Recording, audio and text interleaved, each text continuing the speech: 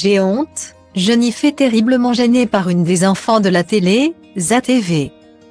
Invitée des enfants de la télé, ce dimanche 29 janvier, Jennifer n'a pas échappé aux fameuses casseroles de l'émission. La chanteuse a été embarrassée au moment de visionner une séquence datant de 2005. Année où elle comptait parmi les jurés du concours Miss France. Les temps changent, comme le chantait Max Solar, même à la Star Academy. Siennola se donne le temps de choisir le projet qui sied le mieux à sa personnalité. Jennifer, la première lauréate du télécrochet, n'a pas eu le droit au même traitement de faveur.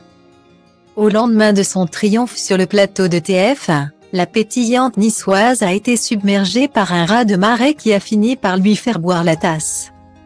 On m'avait mis beaucoup de promotion, rien que le lendemain. On m'avait calé 28 interviews à la chaîne et une séance photo, s'est-elle rappelé dans un entretien accordé à Purochard. Un épisode désagréable lui revient instantanément en tête, j'ai le souvenir horrible de cette séance photo.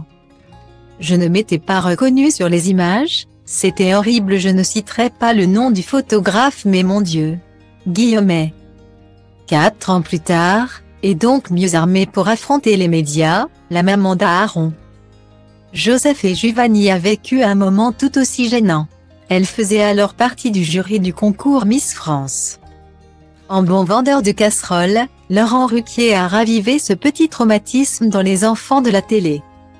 Ce dimanche, on vous demande de poser une question à Miss France.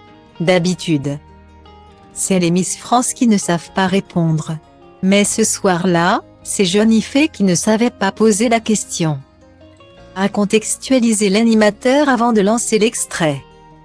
Celle qui avait 18 ans à l'époque savait à quoi s'en tenir, et a bien tenté de se justifier pour expliquer pourquoi elle avait totalement séché ce soir-là. Face à un Jean-Pierre Foucault assez peu collaboratif. J'ai honte, a-t-elle lâché en se cachant le visage avec sa tignasse. Avant de trouver un peu de secours dans l'assistance, et notamment de la part de son marchand de cauchemars. C'était, il y a plus de 15 ans. C'était en 2005, l'a excusé Laurent Ruquier. Compatissant.